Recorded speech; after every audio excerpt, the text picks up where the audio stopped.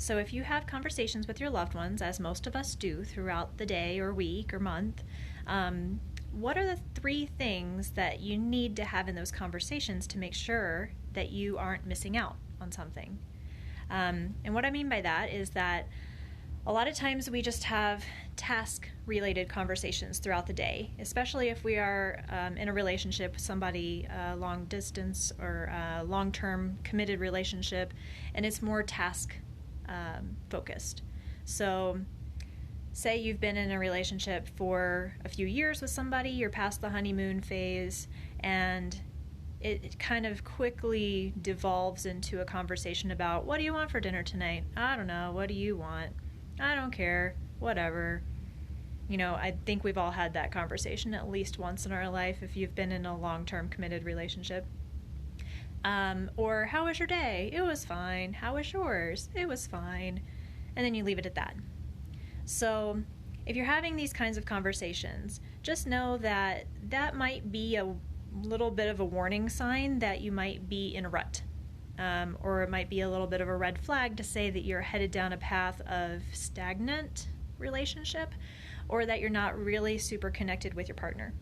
So if that's the case, I want you to really listen up here. There's 3 things that you need to make sure that you're doing in these conversations that you're having so that you can have a better connected relationship with the people that you love. So this is with partners, with family, with your children. It can be with whoever that you love, okay?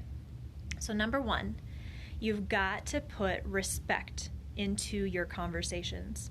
And sometimes we all struggle with this, especially if we are exhausted or we're not feeling good or we've had a really crappy day.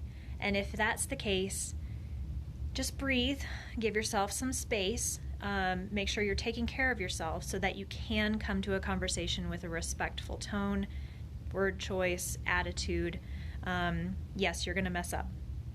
It's okay. If you can come back from it and own up to your shortcomings, I guess, just know that we are human. You're human. I'm human. Respect is not 100% going to be there all the time, but if you can go into a conversation most of the time with that respectful mindset, that's going to serve you really well. Okay? Number 2, this is the second thing that you need to make sure you have in your conversations.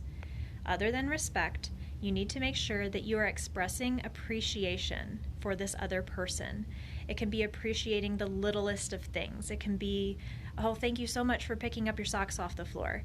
Or it can be, I so appreciate when you help me by picking up your toys, if you have little ones. It can be anything. Anything that you can express appreciation for is huge. People love to feel loved.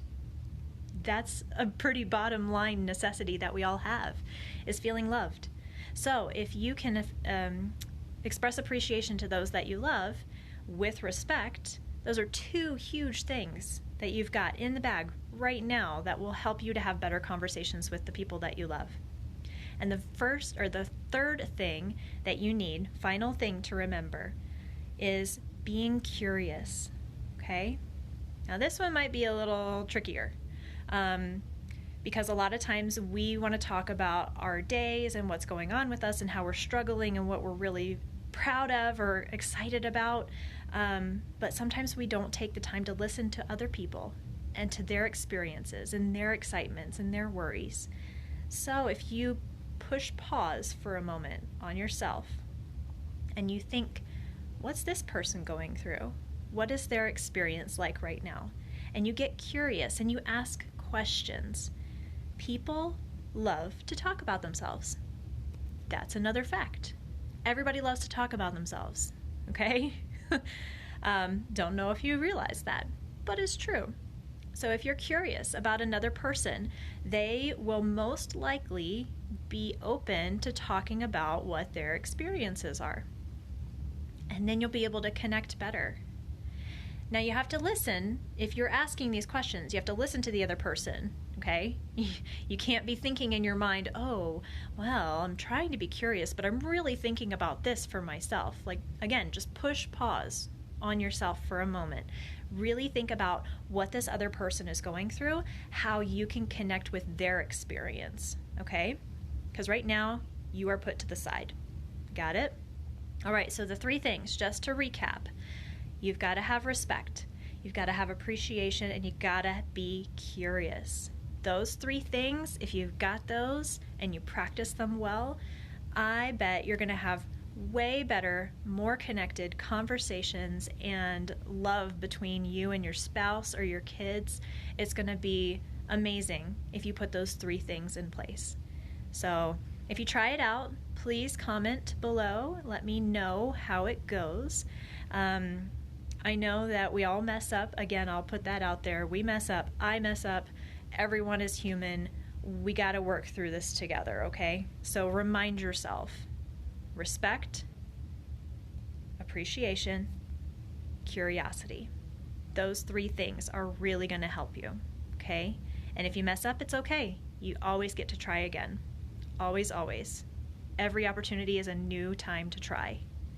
Okay, so I'm signing off now. I hope you all are having a great evening, and I will come to you another time with some more information and hopefully some tips that will be helpful for you.